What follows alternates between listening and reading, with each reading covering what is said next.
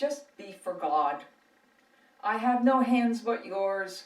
I have no feet but yours, for I am you. That's what Jesus wants from us. He just wants to use us so that we, in turn, can go out and give to this world what it needs so desperately. We're all seeking meaning in our life. We're all asking ourselves, why am I here?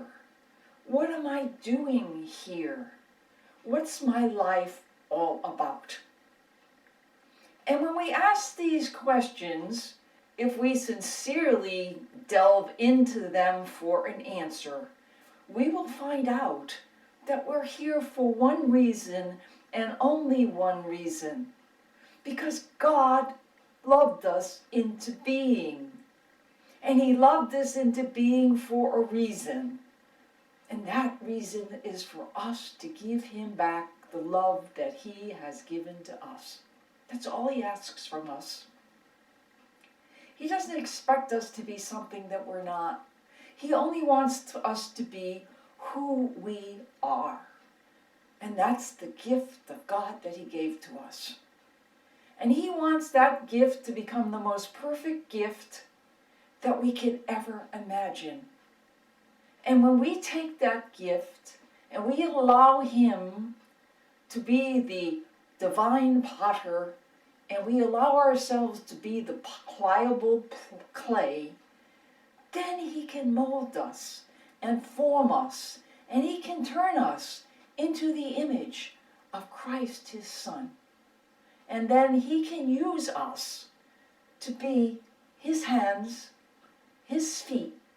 And when people see you or they see me, they will see Him.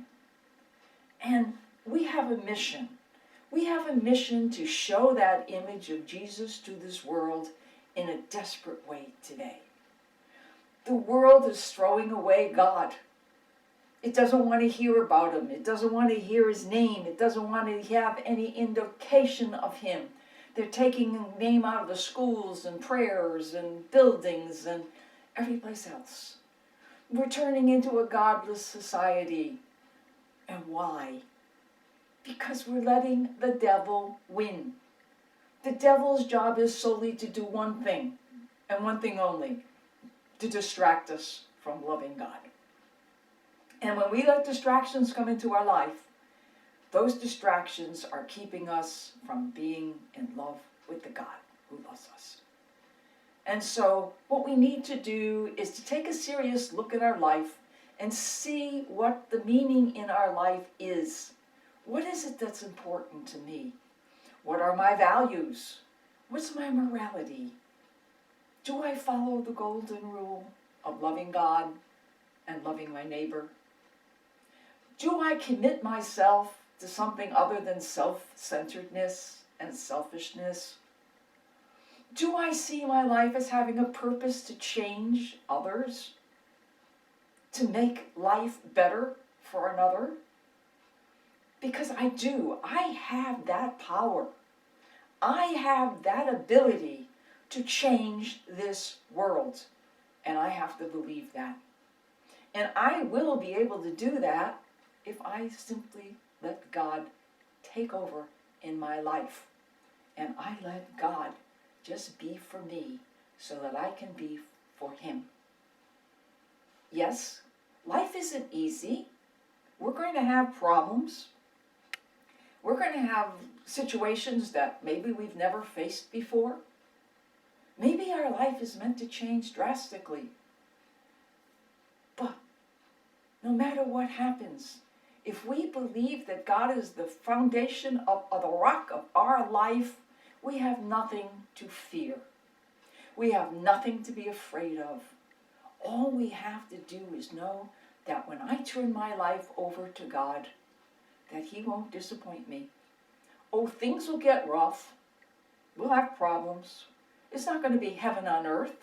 If it was heaven on earth, we wouldn't be here. But He puts those things in our life to test us to see how we love Him. And do we? What extent do I go to share my love with him? Am I willing to do what he's asking me to do?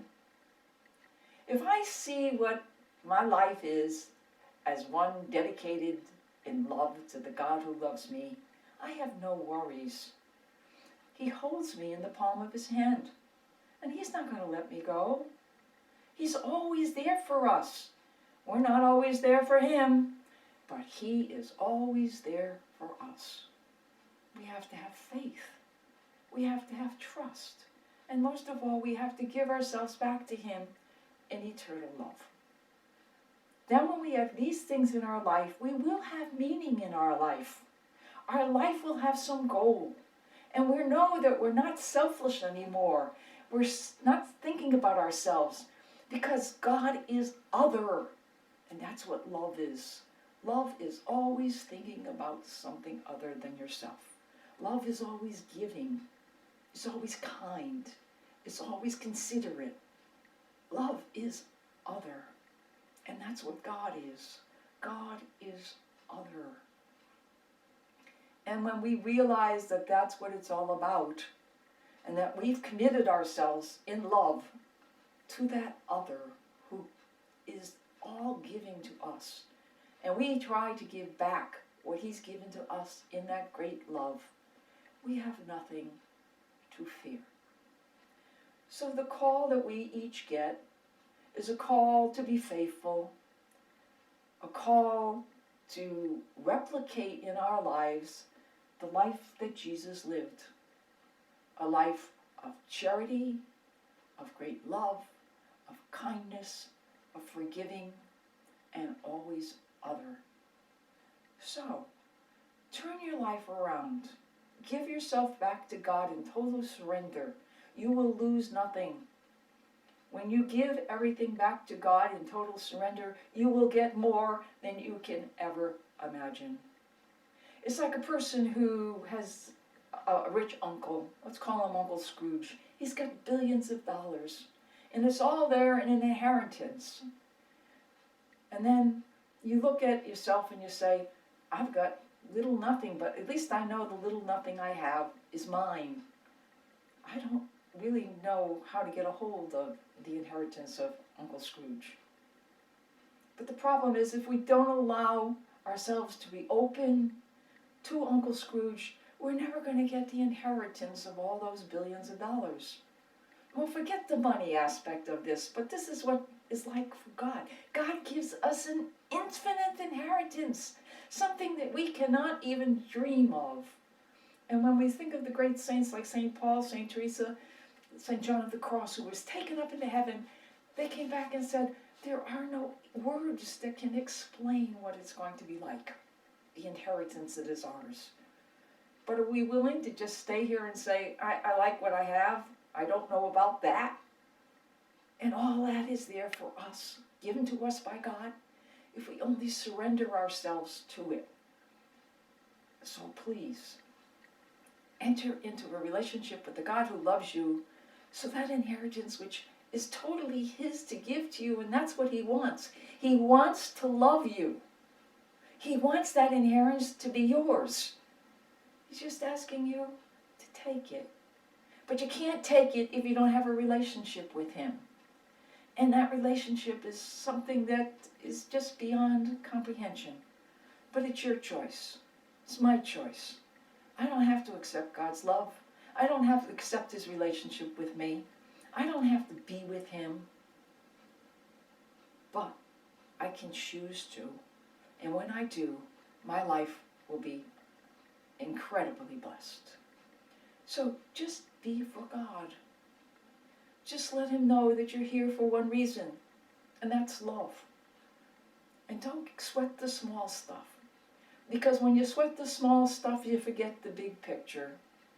And God is the big picture. So surrender yourself. Give yourself back to the God that loves you. And with a love that you cannot even imagine, give it back to him and let him fill you. So that you, in turn, can give that love and be the hands and the feet of Jesus, so that you can be him. And you do have the power to change this world.